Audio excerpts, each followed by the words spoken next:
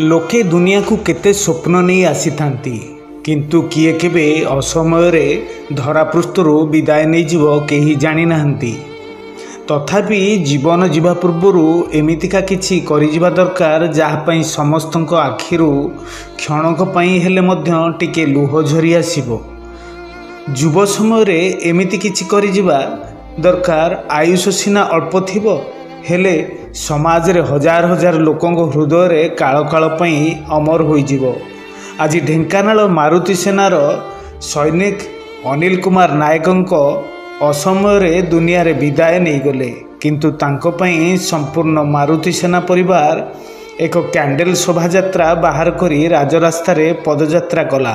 तापरे तांकर अमर आत्मार सद्गति पई 2 मिनिट नीरव प्रार्थना कला। Bureau report, Jagannath news 24।